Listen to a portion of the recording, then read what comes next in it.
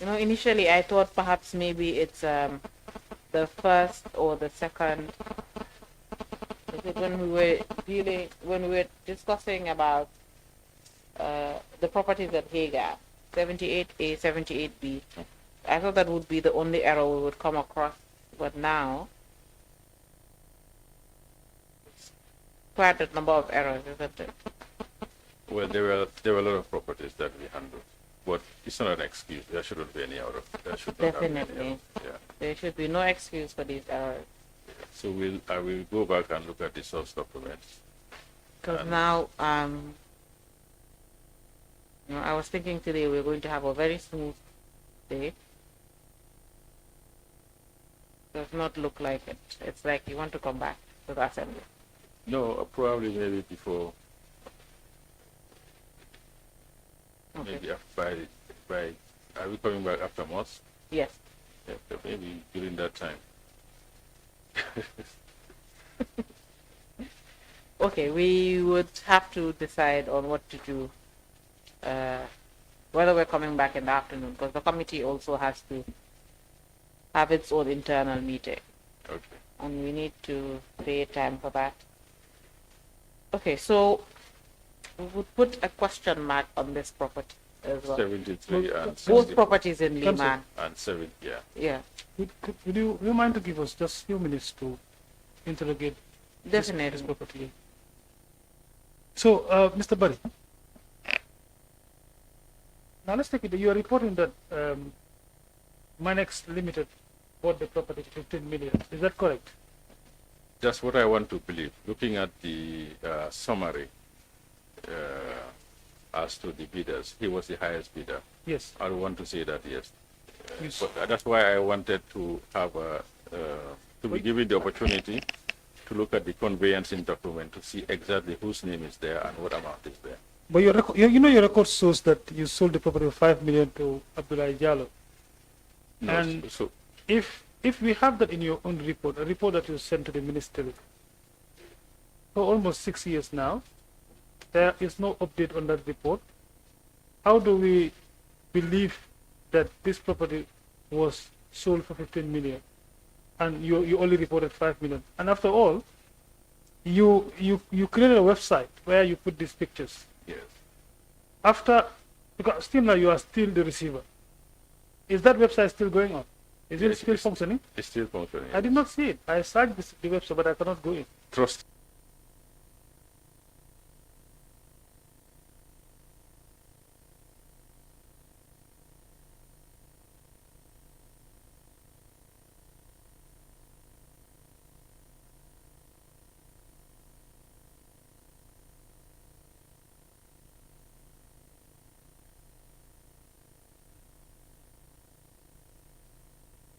T.gm. Yes, Okay, try. this property.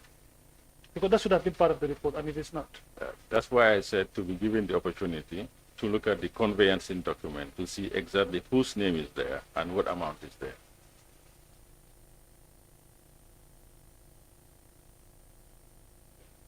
Hmm?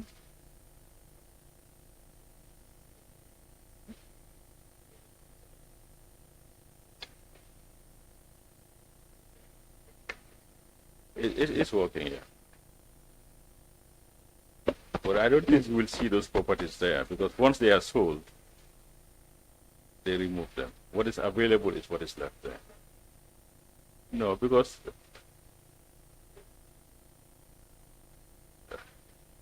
I think we want to have people's attention to what is not sold. Just a quick one, Mr. Barry. On 64, when you realized that there was an error, what did you do before selling it to Abdullah Jallo? No, now it's between 64 and 73. So when the bidders realized that they were bidding for the wrong property, as a result of the receiver's error, they withdrew. So there was a property between 64 and 73 that remained unsold, that subsequently an Abdullah Jallo came and made an offer. Yes. We understand that explanation, but Abdullah Jallo is not part of the bidders, Yes. the original bidders. So that's why I'm asking, when you realize that there was an error between 64 and 73, what happened later that resulted to the sales of 64 to Abdullah Jallo? So what would have happened is we would have sold 73 to whoever, well, I believe to Manx. And then we would remove it from the website and still leave 64 on the website. And Abdullah Jallo would have seen it that it's still available and then came and offered. But Because wouldn't it be right to open 64 again and allow bids to come?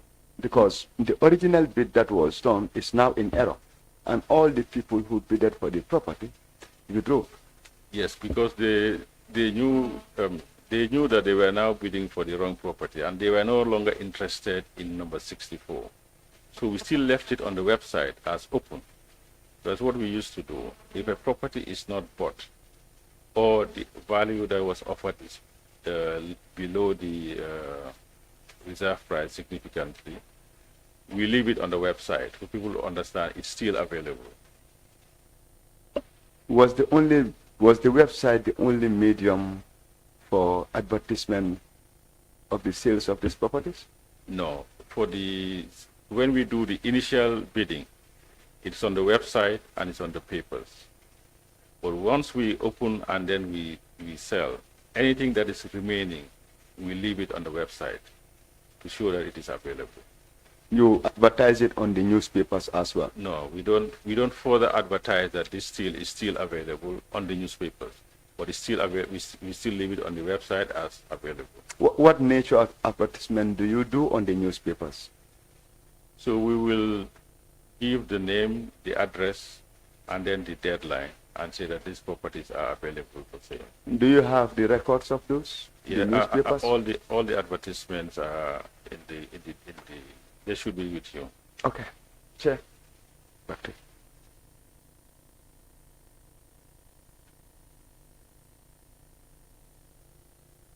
All right, Council, we can proceed.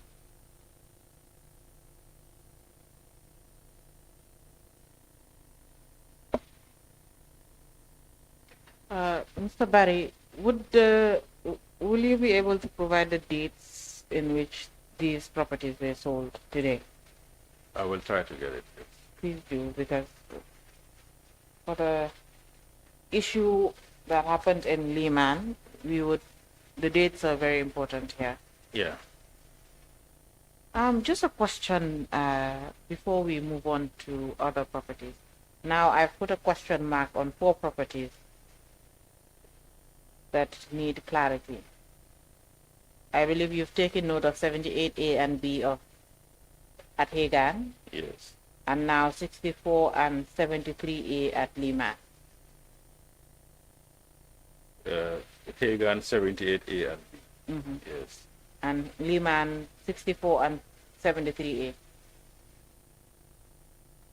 Now the question I have is that the fees that the government would owe, or the receiver, or the fees that we agreed upon with the government, is dependent on the sale price. Yes. But now that we've noticed these errors with sale price, and these are errors that are being noticed now and not at the time of sale,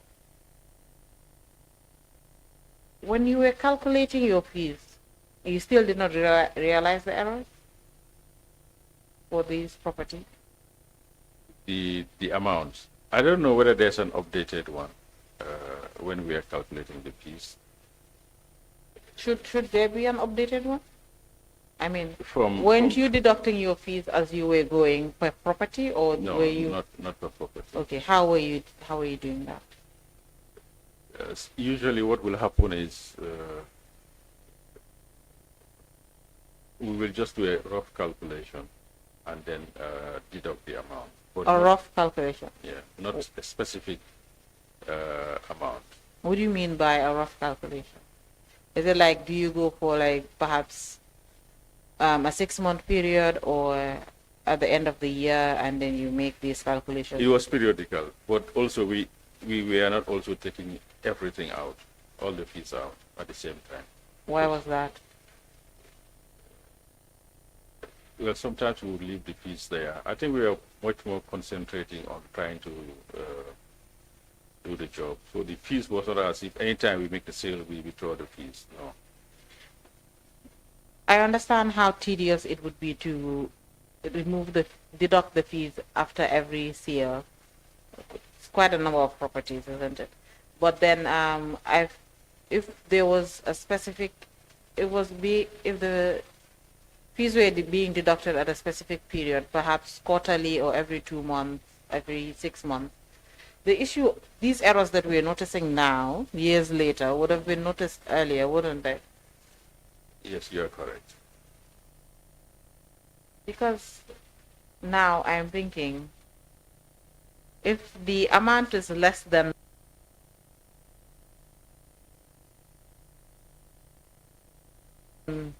what is stated here, because definitely now, when we first discussed the two properties at 78A and B at Hagan, before we even got to Lehman, we noticed that therefore the 94 at the summary was definitely not going to be correct. Yes. Right? It looks like that the figure would go down more now. Yes, but the fees were not collected at that time. I know. Yes. I'm getting at something here. The fees were not collected at that time, but it seems like even, I think you did the calculations again, you said, and it was 80 something. 88. 88, meaning about 6 million left. Yes. Now, with these two properties at Lehman, it looks like we would have to go down a little bit more. No, it's supposed to be higher because it's 10.5 instead of 15. Yes. So we need to find. But remember, there's the other one as well. Number 64. Yeah, 60, so we're not even certain whether this 10.5 is. Yeah, until we see the deed of government. All right. So now my issue here is, as the fees were being deducted, perhaps more was deducted than should have been. You know, in the first year, actually, less was deducted. Less was deducted. These accounts, they were or this particular bank account was subject to an audit. It's still subject to an audit. It's still subject, but when was the first audit done on this account? They were doing it together with the other assets. Please bring the mic closer to you, or They were doing it together with other assets. So they would call us to the office of the AG, and then they would raise queries. AG as in Attorney General, or AG as in Auditor General? Attorney General, but the Auditor General would come there and then they will identify queries and then would answer. What I haven't seen whereby they've said that at the moment they'll tell me that they are doing 2023, but I haven't seen a complete audit for 2019, or because they are auditing the Jammeh account at the central bank and looking at payments into that account. So really, I guess maybe if you ask the auditors how far they have gone in auditing the receiver, probably they'll give you a more comprehensive answer. But as at now, they tell me that they are auditing 2023. So at all times you met with the Auditor General or his team, the Attorney General would be present? His team would be, we always meet at the AG's office. AG chamber? Yeah, but recently we meet with the auditors in their office. Okay. Because we found that there was always loss in translation if a third party. So we'll answer their queries directly and explain. I mean, sometimes they find it difficult in terms of, there is a particular payment in the bank statement, and they wouldn't be able to trace what that was it relating it to. So we are trying to facilitate their work by giving them detailed explanation.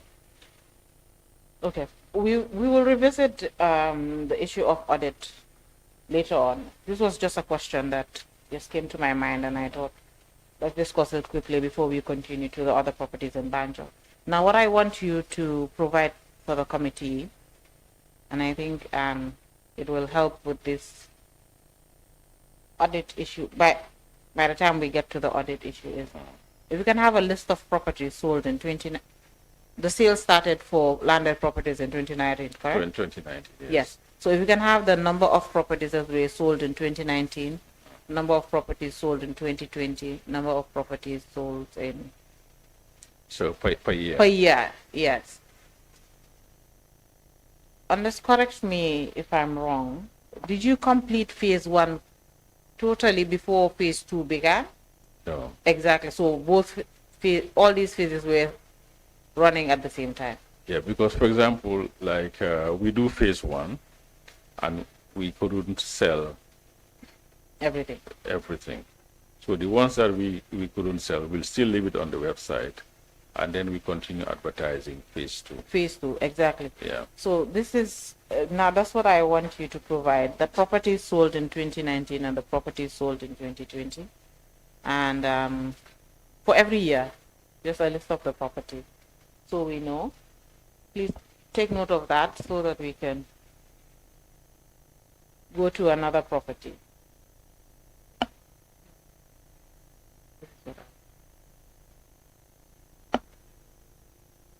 Are yes, you done? I've taken note. Okay. Let's take a look at number 26 Buckle Street.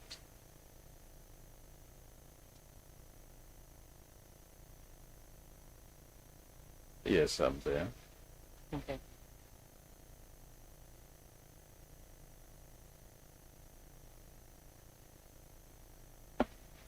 Number 26 Buckle Street, it shows it was bought by Manx Limited.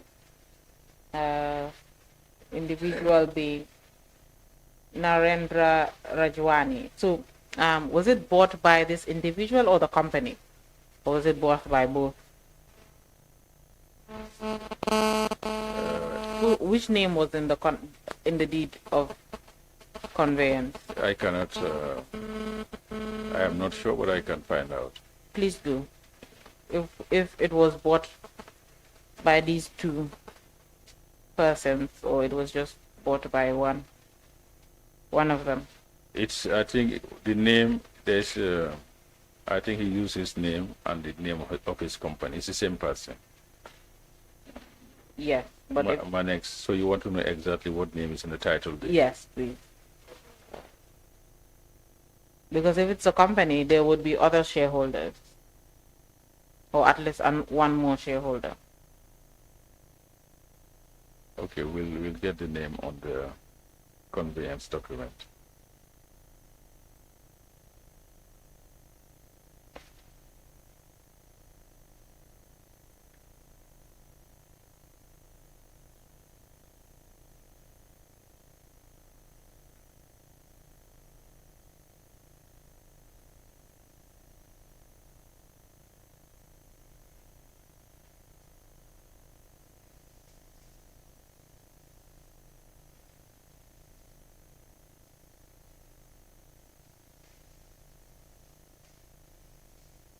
And the report here, which you've submitted, shows that the reserve price is 5 million, and it was sold for 18 million. But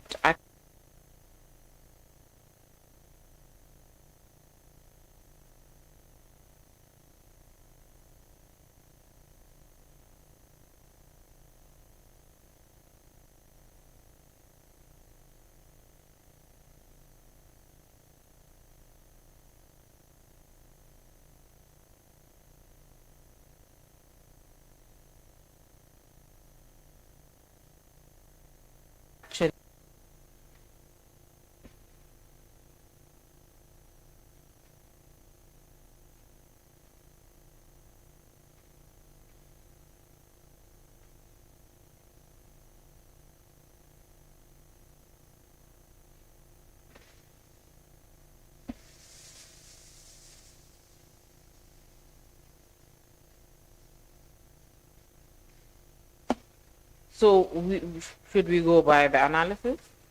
Yes, the analysis corresponds with the. Perhaps this report that I have here, I should not be looking at it again. There seems to be so many errors. We will update it. Yes, please.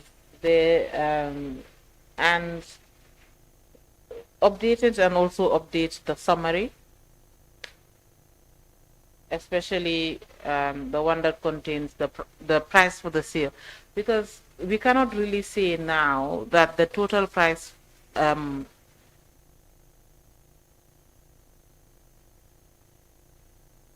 of this 94 million is not accurate. And this report was prepared as at May 2025, submitted to the Attorney General. So we can say that after the citizens' concerns were aired and the Attorney General did not have the right information to update the government and the public. If the Attorney General is supposed to rely on this report to update the National Assembly, Cabinet, and the general public, then the information he would be giving is false. I would say not complete. Is it? You know, it looks like a complete report to me. No, if you say the figures false, are just false. If you say false, it's as if it is deliberate. I mean, even if it deliberate or not, the figures are not correct. No. If they're not correct, they are false. Yeah, but if you use false, as I said, I mean, it's not deliberate. If you are looking at, for example, the reserve price of 5 million, we put in 5 million there in the final report, but it is 17 million. So the reserve price is not as it's not affecting the actual price that was paid. Is it? The actual price that was paid was 18 million. Are we certain about this? The actual price. That's what is reported. I mean, there's so many errors in the report. But let me just let the committee come in here. Yes, Chair. Council, I just want you to guide me, because for me, looking at the discrepancies and also giving him an opportunity to correct them, will that not also hinder our work in terms of getting the fact right? Because for me, for the fact that Alpha Capital has submitted these documents to the state, and it also looks like this is the very documents that the government rely on and any other institution to actually reflect on this very issue in hand. So for me, I think we just have to accept the document as it is and continue on our probing and, you know, continue to flag anything that we think is inconsistent. Thank you. Definitely, Honorable. We would have to take the document as it is. Whatever else he submits, the committee would note that it's a supplement to this report, and the discrepancies will still have to be highlighted. And that is why I'm asking, I was asking him whether we can really rely on the figures here. But we will keep on going through this table. Hopefully, the rest of the report does not also have such errors, and this is only for phase 1. So, Mr. Barry, we will move on from Buckle. We're going back to Hagan. Again, number 3.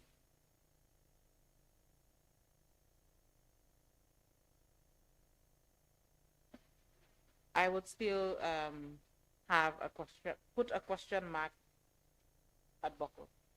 So far, it looks like we've so far discussed 7 properties, and it seems like the figures for only one of the properties are very accurate. But let's go to number 3, Hagan Street.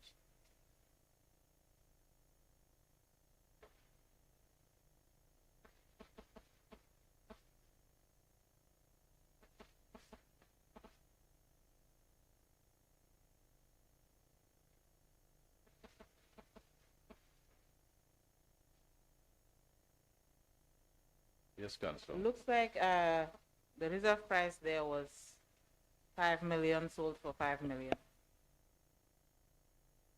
And it was sold to Mr. Mahadi Toure.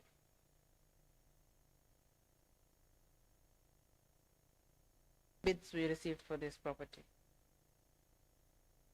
We received one from IGI, Gamstar. Okay. We received from Mahadi Toure. Mm-hmm. We received from Mahadi Toure again by email. And we received from Maka Enterprise. Yeah, those were the bidders. What was Mr. Mahadi Toure's bid? How much did he bid? He bid at 3.75. How much was it sold for? 5 million. Is it? He initially bid for 3.75 million and eventually paid 5 million. How did that come about? Well, I guess he was told that he didn't succeed, and he was allowed to buy it at the reserve price. Subsequently, he was the highest bidder, but it didn't reach the reserve price. So, did Mr. Toure submit his bid around the period it was advertised, or was this later? He said he did submit it before the deadline. Okay. So that's why it is registered here. So he submitted by email and he submitted physical copy. We would have to see definitely the conveyancing for this document. The deed. Who is there? You want to know the No, price? not who is there, but the price. Or the price? Yeah. Okay. I mean, for number 3. according to the report. Yeah. We cannot rely on the report, can we? The report says 5 million. The highest bid was submitted was 3.75. So, according to our own analysis, this property was sold below the reserve price. Below the reserve price. I mean, okay. From what we have, if we're going by what we have, but then if we look at the report, it's a different figure entirely. So. Okay, so we'll look at the conveyance. We need to conclude that. When you're done, we can move on to the next property. Yeah, I've noted it down. Okay. The next property is again Hagan, Jangula Nightclub, number 60 Daniel Goddard Street. Actually, sorry. That's a mistake on my part. It says Jangula Nightclub, reserve price 1 million. Sold to Mohammed Jah at the price of 1.6 million. Yes. So $10,000 below the reserve price. Yeah, it was a property that was very difficult to sell. Why was it difficult to sell? I guess because of the location, and it was on the website for a very long time. And I believe, 10,000. It's not give and take, 5% of the reserve price. It's reasonable. That we believe that it was a reasonable offer.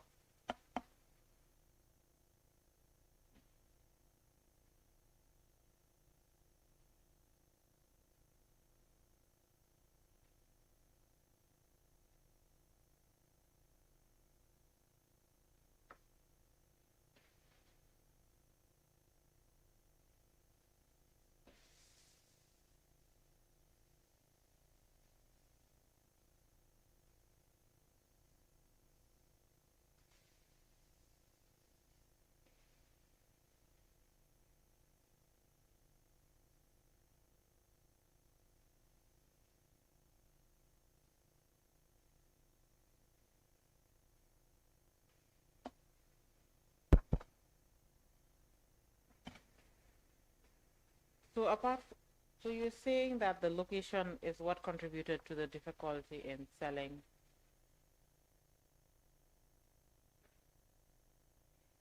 this particular property?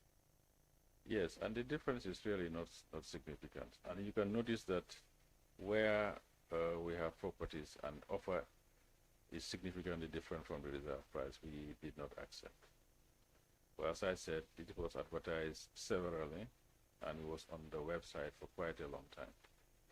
So probably even if you look at the date that he purchased it, probably it's a few years, well, a couple of months after we concluded the biannual sales. I remember it's one of the properties that we had difficulty to sell.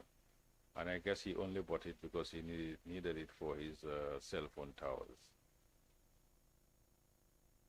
Otherwise, I believe it would have still been unsold. The property is located in Cape Point, right? Around the old Cape Port Road. No. Jangula is, you know Witnes Beach? You know Witnes Beach Hotel? No. You know the prisons? Yeah. Okay. So on the other side, opposite the prisons, but going towards the combos. Okay. So it's that cluster. And Witnes Beach is just after, Witnes Beach Hotel is just after that.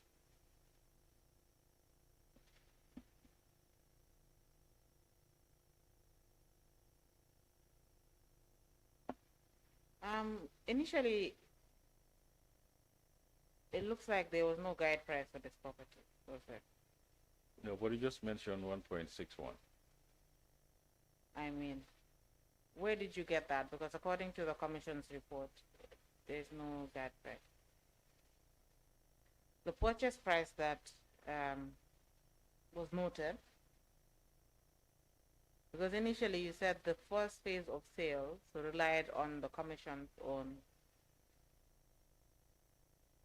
own valuation, but this is a property the commission had marked to be valued. The report shows there's a guide price of 1.6 million. So how did you come up with this guide price, or did you receive this guide price from the ministry? I cannot say, but I can find out. But if it is not on the commission's report, I don't know how we came up with the amount. But really, so you have the commission reports in front of you. Yeah. Okay. Anyway, we'll find out where we got the guide price from. Okay, please do. Whether we did our own valuation, I'll find out. Okay. And if there was a valuation done by the receiver and a report was produced, please, you can just submit the report. It would be easier that way. If you're done with taking note of that, we can move on to the next property. Yes, please, we can. You are? Yes. Next property is number 60 Hagan Street.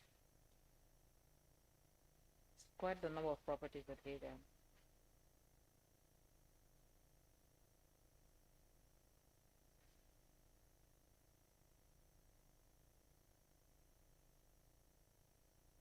Sold to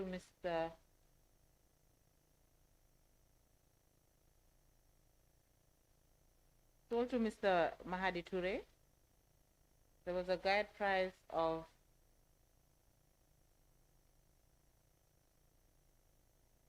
$2 million and sold for $6.2 million. How many people bid for this property, Mr. Barry? It was 3 of them. Okay. And then? So one bid at 2.75, another bid at 2 million, and 6.2 million.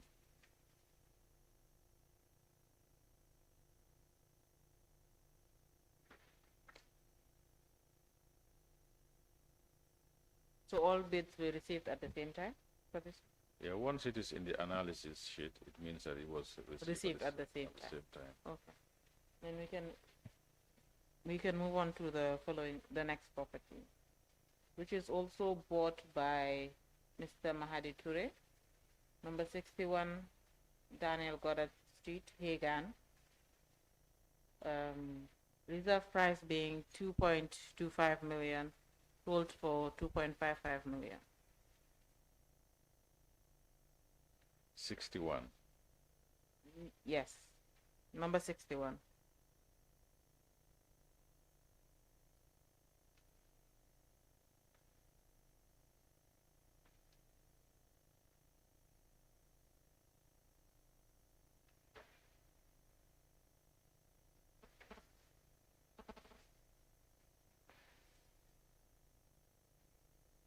You want to know the number of bidders? Yes.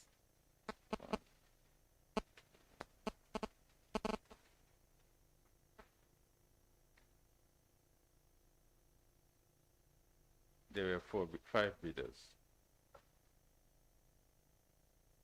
Okay. Who were they? IGI Gamstar, Mm-hmm. Mahadi Ture. Okay. Mahadi Ture also by email. Maka Enterprise. Fanta Ture. Yes.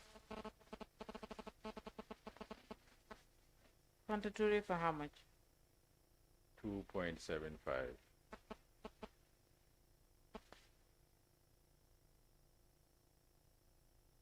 How much was this property sold for?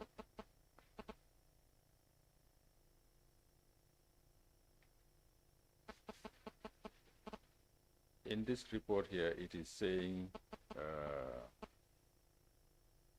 2.25. But if I look at the analysis here, the analysis I have is saying the highest bidder is Mahadi Ture at 5.1. Yes. So there's a difference. There's a discrepancy, yes. Another question mark. Yeah.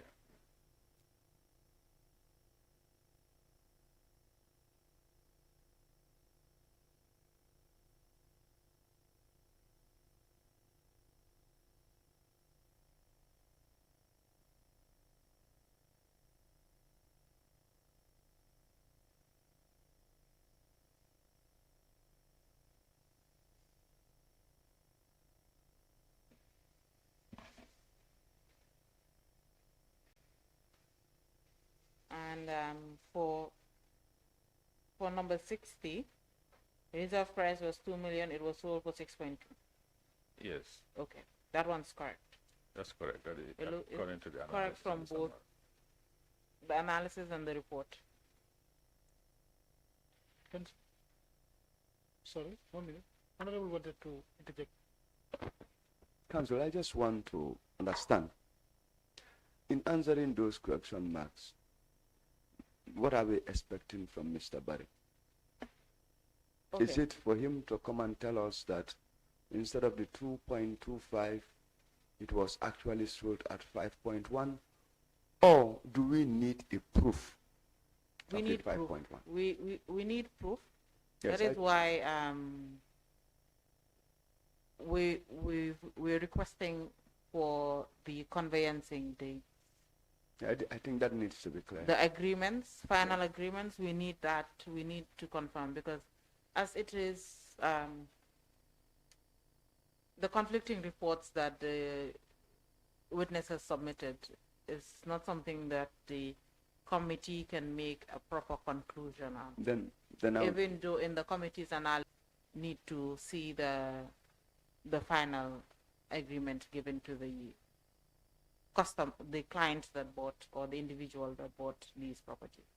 okay. Yeah. Then in that case, why not, when you are ready, you go through those discrepancies one by one? Yes, that's why I put a question mark next to each property, and then Ask him exactly what he needs to bring. as yes, a proof. exactly what he needs to bring. But we're also working on a written order so that the witness would not miss anything, and we would highlight that all properties sold the agreements that were signed with these clients, and the final deed that was prepared for these properties be submitted as well. Okay, because why I'm interested in this one is, this is sold. Obviously, the successful bidder will have to make payment. Yes. The proof of payment by the successful bidder should be part of the documentation that needs to be submitted. Okay? Because in that proof of payment, Council, yes, in that proof of payment, you would know the actual amount that was paid. Yes. Where that is not possible or not provided, then the committee will satisfy herself with what is provided in the report. Yes. Okay. Thank you. Yeah.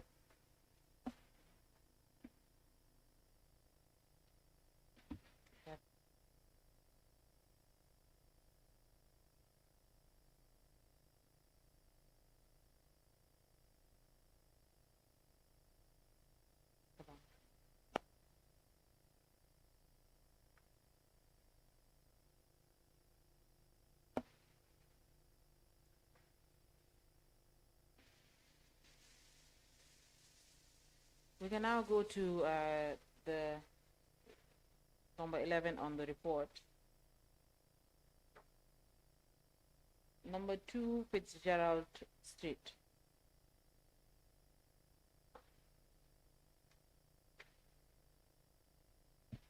Yes, I'm there. Okay. Reserve price 3.75 million, sold for 4 million to MK Stores.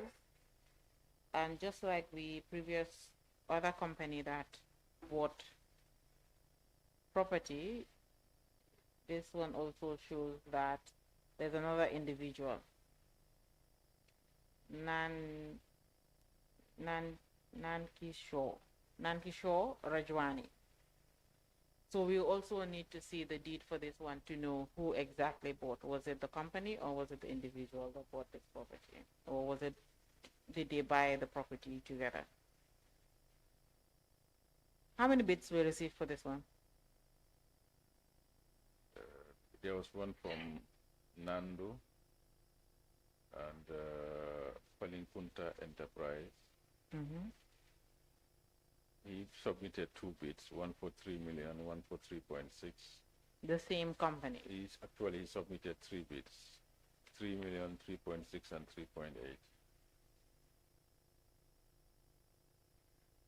Were these bids submitted at the same time, or? It was same time, yes. And then Bridget Mendy, 3.386. Marker Enterprise, 3 million. Those were the ones that submitted bids. And Nankishore also submitted a bid? Yes, he submitted for 4 million. Was it around the same time the other bids were received? With this analysis, it means that it was submitted before the deadline. Okay. Yeah, because this is the analysis that would have been sent to the Solicitor General. Okay. Well, wouldn't the bids be opened with the Solicitor General present? Yes, present, but then we will now do an analysis. And then send that and as send well. it to him, yes. Okay. Yeah. All right. Let's go to number 72 Gloucester Street. It's a property bought by Futa Enterprise. It had a reserve price of 7.5 million and it was bought or sold for $12 million. There were 5 bids received for this property, correct? There's one from Alassana Jallo at 9, Omudu Kolka Jallo at 9.5, Muhammadu Mukhtar Jallo at 8.5,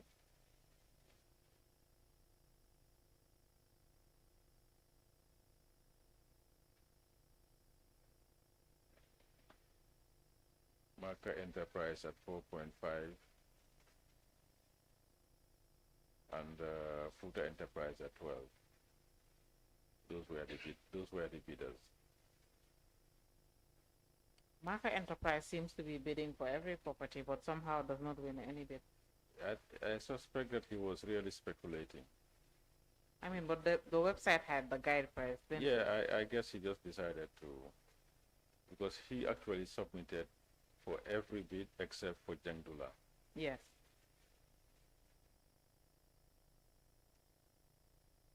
That's interesting.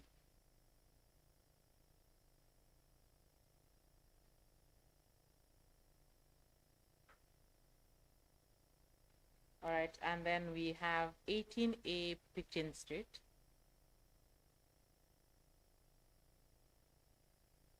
Okay. A property bought by Mr. Seringai for 1.55 million. And the reserve price was 1.36 million. Yes. That's quite cheap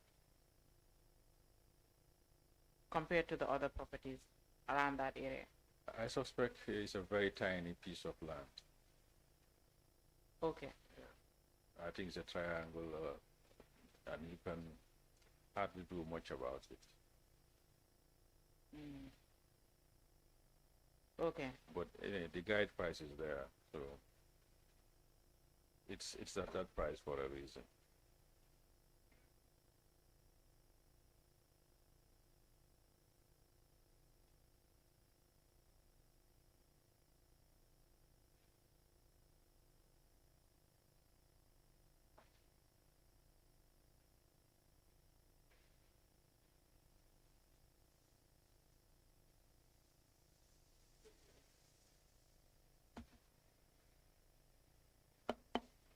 Honorable, it's very close to. Don't worry, I was about to apply for the break.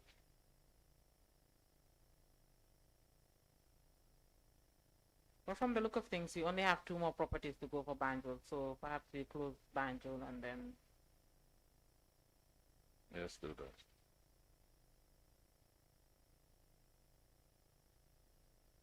So the next property in Banjul is also located in Bicton. It is number 13 15th Street, also bought by Syringe Gang.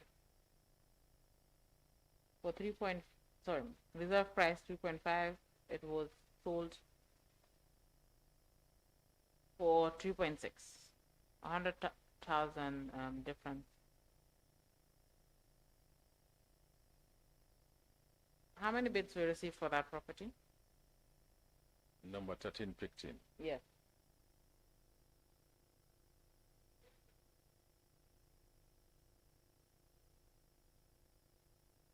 Well, our famous Marker Enterprise submitted 400,000. Mm-hmm. Yeah. Only one. So Guide Enterprise bought it afterwards. So we can say Guy's proposal or bid was done after the deadline had elapsed. Yes, and the evaluation was done, and there was no successful buyer. So it must have been still available on the website. Okay. And then the last property in Banjul is 57A Daniel Goddard Street, Hagan again. Reserve price 1 million, sold for 1 million to GPA. GPA here would be the Gambia Ports Authority. Am I correct? Correct, yeah.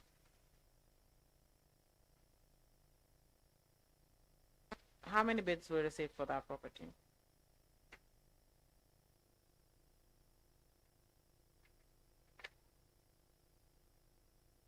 Number 57. Yes, 57A Hagan Street. What I have on the analysis is IGI Insurance,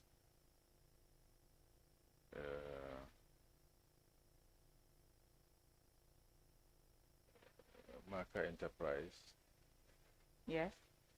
Pante Toure,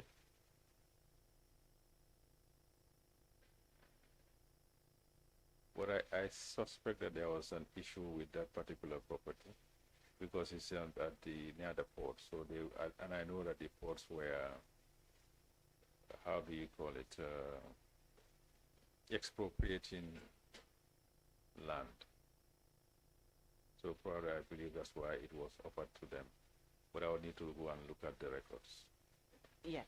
There seems to be a third bid as well from our friend Maka Consulting. Yes, I did mention it. Okay, so 3 bids: IGI, Fanta Toure, and Maka Consulting. Yeah. Okay. And the highest bids were between. It's a tie between Fanta Toure and IGI Gamstar. Yes. But somehow sold later on to GPA at 2 million. the government was selling land to a government agency Well, that you need to through a third party. You need to discuss that with the office of the AG for them to explain that. We will. It's a very interesting. In all these this sale that was being conducted, there are fees to be paid after the sale, right? I'm not talking about legal fees, the taxes. That was it. Stamp duty to be paid by the purchaser. Yes. Okay.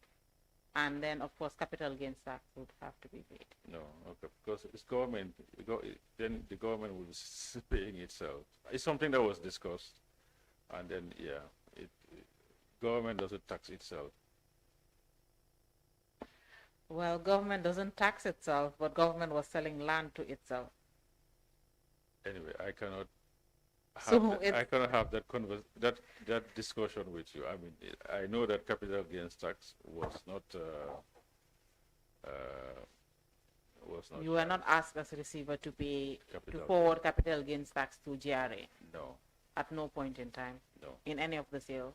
Yes, and it's government that will approve and issue with the title, and usually they will not issue the title if you haven't paid capital gains tax and stamp duty. But if they have gone ahead and issued the title, Okay. it means that they accept that. Right. And in this instance, do you know whether GPA paid stamp duty? Otherwise, it wouldn't be registered. I mean, it's still government Well, selling land to itself. I If don't know whether- government is waiving capital gains tax for itself, perhaps it should waive stamp duty for itself. No? No, I doubt it. With public enterprises, they are treated as a separate entity from government. They're still part of the government. Yeah, but if they buy assets, they do. If they sell assets, they pay capital gains. All right, Honorable Chair. Just quickly before you. I'm actually done with the properties in Banjul. Banjul. So before we move on to phase 2, I think this is a convenient time. Okay, but before we get a break, I just wanted to ask him 1-2 questions. Yes, please. Yes, quickly, Mr. Barry. You know, I was asking you about the website, Yes. and when I asked you about the properties that you mistakenly inputted in the website, you said we cannot find that in the website again. Usually, we would withdraw it after selling So how about the properties currently on the website? because they are available. They are available? Yeah. They are not sold? They are not sold at all. No. How about the gold refinery? That It's still not sold. Still not sold. We've had several inquiries, but So you mean the properties still on the website are not sold? Is that your conclusion? I can just double check. But usually we would But you are the withdraw. receiver. Mr. Barry, you are the receiver. You should be able to know that. But that's not been activity for the past 2 years. Yeah, but In fact, we had closed this website after we just how? react- Then are you open it again we reactivated it. because of the inquiry, or No, there were no activities. you manage a lot of properties, and currently we are seeing only few properties on the website, and you said they are not sold. But I mean, I have a record that these properties are sold. Okay, I can go through it quickly. I've told you now the gold refinery was not sold. No, I just want to confirm I, that those properties that you sold, and you said we cannot find them in the website anymore because they have been sold. Yes. That's what I wanted to confirm. Now you have properties on the website that are already also sold, but they are still there. So we cannot see the other properties that you have sold. That is the concern for me. And I think all the properties that you have sold, for transparency, they should have been part of the website and labeled as sold for a day like today. No, so that people can confirm that, okay, this was the property. Because of that mistake you talk about, and that's the reason why I'm bringing this matter. Because that amount is significant for you to make an error.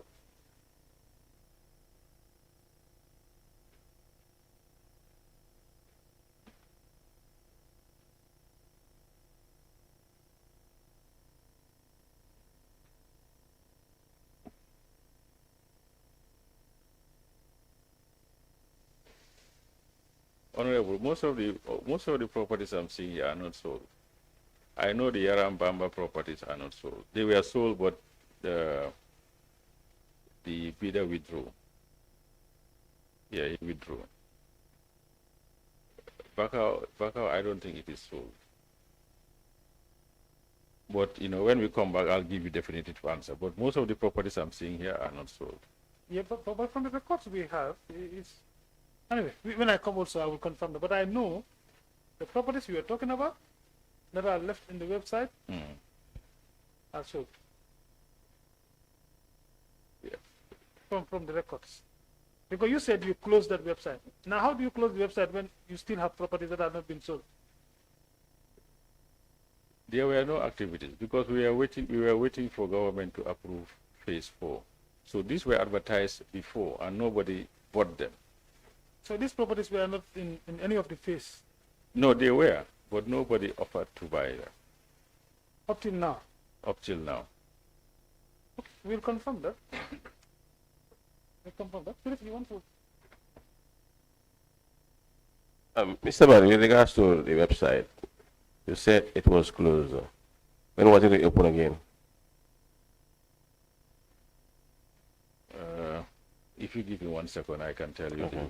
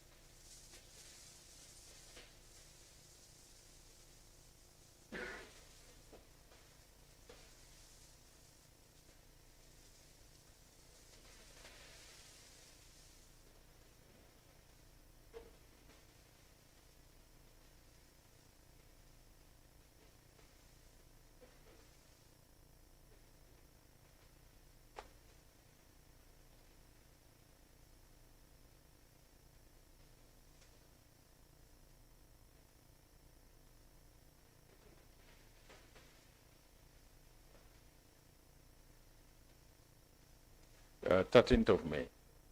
It was open on 13th of May. Yeah. What triggered it? What triggered it was people were saying that they couldn't get access to it.